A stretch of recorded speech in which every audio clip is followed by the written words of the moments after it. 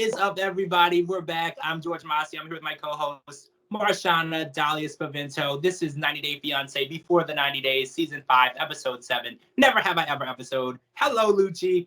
This is part 2. We are back. We are discussing all of the craziness that went on last night. So there was a exotic dancer on the show last night. And of all people, it was for Jasmine, our most jealous, untrustworthy person on this show. She doesn't trust anyone. So she has a divorce party. Her divorce did take 5 years. So it's a big accomplishment for her to be finally free from that relationship. But it's how she went about it. So her friends get her a stripper, and the stripper comes out and he spends the whole time on her, no one else. And her friends decide to record the whole ordeal. And the first thing that they do is show it to Gino, which I think the irony was just too much. I couldn't even handle the irony, because if Gino even tips a waitress, she's ready to grab a knife and go after someone. So the idea of an actual stripper all over her for such a long period of time, it just shows that it's possible to be a hypocrite even when it comes to jealousy. Oh, well, listen, when he asked her, like, if it were you, if it were the other way around and I did that, how would you feel? And I'm sitting there daring her, like, go ahead and lie, Jasmine. Go ahead and lie, because I know you.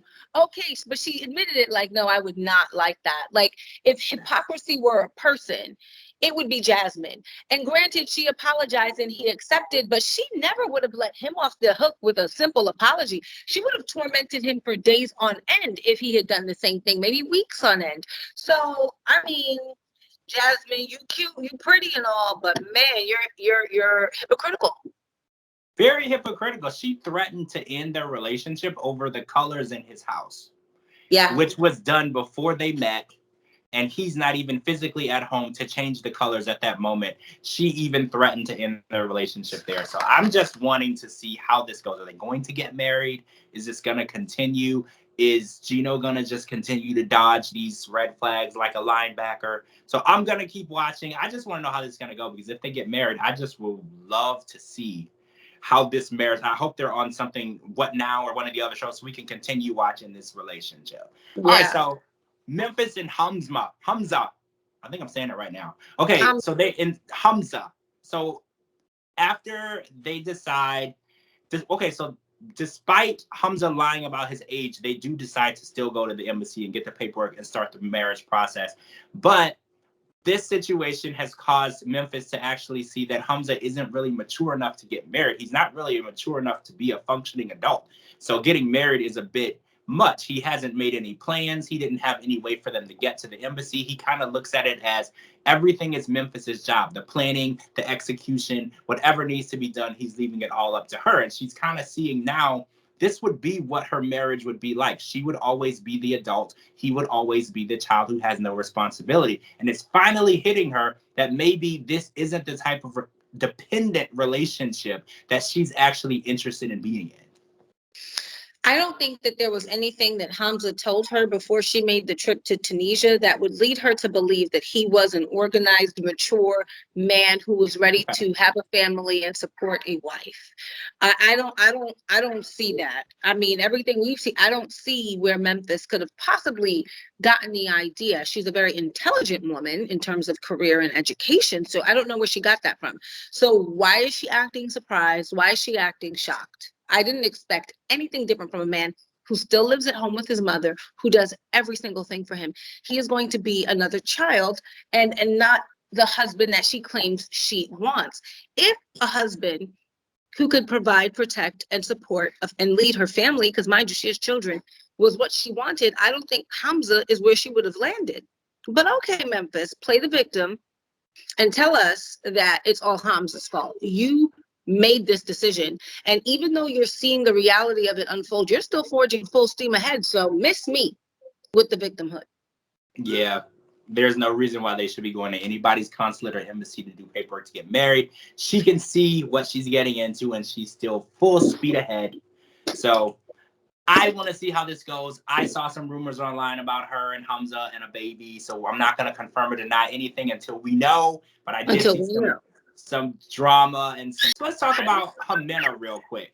So After Amina dropped some bombs last week, she decides that she is going to start telling Mike what she doesn't like about him, which is interesting because Mike has been so tolerant of everything that she's given him, the hitman, the different relationships, her kids, paying her rent. He's been very tolerant. So out of nowhere, she decides to tell him that him burping and farting is enough for her to not want to be in a relationship with him, which I think is insane because he's accepted a lot. There is an active hit out on her life by a hitman that she used to date. So the idea of him burping and farting is enough for her to say that this will never work out is just astronomically strange and odd and weird, and it almost to me feels like she's looking for a way out of this relationship. She doesn't really want to keep being with him. Maybe she realizes that the money train is going to end because he's ready to get married, and maybe this is her way out. Listen, I support Jimena. I think that she's absolutely right. I support her. Listen, if he's already burping and farting when he meets you for the first time, where is the relationship going to go? Usually, flatulence and other bodily functions come around much later in the relationship when a certain level of intimacy, trust, and security has been established. When you first meet somebody, sir, you do not do those things. Okay, it would be unacceptable for a woman to, when she first meets a man, burp in front of him, fart on top of him. Like, that is just not, I'm sorry. So if it wouldn't be acceptable for us, I don't think it should be acceptable for him. This is his first relationship, according to him, since he was 14 years old. I feel like you want this. Why are you so free? Like, do you, it almost makes me beg the question with Mike, have you been single this amount of time because in your life and in your relationships, you don't really have any self-awareness and spatial awareness of where you are? Everybody has to perform these bodily functions every single day, but doors are on bathrooms because these things require privacy. You know, there's a way to relieve yourself and not do it and there was one scene where he was like kissing her and like farted. Like, come on, come on. These two things do not go together. So I appreciate her for telling him rather than simply just leaving him. And if she had just left him, then I would blame her. But if you talk to somebody about something that you find offensive and say, hey, this is kind of like a boundary for me, could you not do those things in front of me? Then it does give them the opportunity to course correct. If she just cuts it off and doesn't give him an opportunity, then we can say, you know, she just wanted out. She was looking for anything, which, hey, I think all can be true. I think she might want out. I think she might want to be looking for any way out, but he's still grossly inappropriate. It's considered poor form. Mike, do better. Interesting. So let's talk about Ben and Mahogany real quick. There is no mahogany. I don't know how to post. So far, there has been no sign of mahogany. I agree with you there.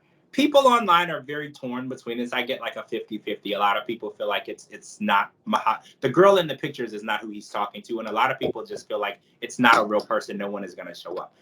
I don't know where it's going to go, but when Ben heads to the airport, he gets a text from Mahogany, air quotes, saying that she doesn't want him to come because her father doesn't agree with his intentions, which makes sense. Ben is a 52-year-old man, and he's flying to another country to see a 24-year-old woman. And I read online that she's actually 22. The 24 was exaggerated. So I can understand if she is a real person, where a father would be, why is this 52-year-old man coming to see my young daughter? I can understand that being an issue. But I don't really think that that's actually the issue. I think the real issue is she's stalling. And I just don't know what to expect. I don't know who's going to show up because this is 90 Day Fiance. We've never had it where they went to the airport and no one showed up. So I refuse to believe that he's going to get there and no one is going to be there. I'm wondering who's going to be there. No, I cite, it seems like every now and then, like 90 Day Fiance through the years across their franchises kind of give us similar stories. So we had, you know, Tunisia, we did that story already. We did like, you know, the Nigerian story with, you know, Angela and Michael. We've done a few of these. And we've already done the catfish, okay, with Yolanda and Williams. And so she was about to go to the airport, and remember, she didn't, and no one would have shown up. So I feel like they're giving us the same thing again. We kind of know it's a catfish. The only time they really got us where it really wasn't a catfish was with David and the girl from the Ukraine. I can't remember her name. When I found out she was real and she actually showed up, I was beside myself. Oh, Lana, David and Lana. So for me, I just feel like this is the Catfish story 2.0. No one's gonna show up, and you know what? Hey, I do feel for him. He comes from a religious cult background, which is something that you and I have in common. And I do think that, hi, baby. I do think that people tend to go down a road where they just kind of believe anything that makes them feel better when they come out of religious trauma, and are experiencing religious trauma syndrome. So I want to judge him, but I really can't. I just feel a lot of empathy for him. I do feel that he's gullible, and it has to do, like you said, with his background. And I was happy to see that his son Elijah took him to the airport, because based on the way that his ex-wife described his relationship with his children, I felt like it's a good stride that his son is still involved. Because if Right. anything, if that was my father, not only would I not be speaking to I'm him, not I wouldn't be driving. giving him a. I'm not driving you. My father pulled some 90-day fiance nonsense, the minute my mother died, running after her cousin in another country, and he got zero help from me. Okay. That's exactly how I feel. I wouldn't be helping. I wouldn't be contributing to the behavior. So the fact that his son did contribute and help him shows that they have a good relationship. Shows that And the producer probably paid him to do it, and I hope that's the case. I hope he got a check out of the foolishness. Well, that could be too, because it was on camera. All right, guys, that's it. That was it for the episode last night, the Never Have I Ever episode. We learned so much about all of our cast members on the show. I am so excited about this season. Every week, this show just keeps getting better. I'm still leaning towards this is the best season so far of Before the 90 Days. It's just so good, guys. I'm really excited about it. 13,000 tweets on Twitter, and that's a lot, because not very many people use Twitter anymore, and there was a lot of other things on last night.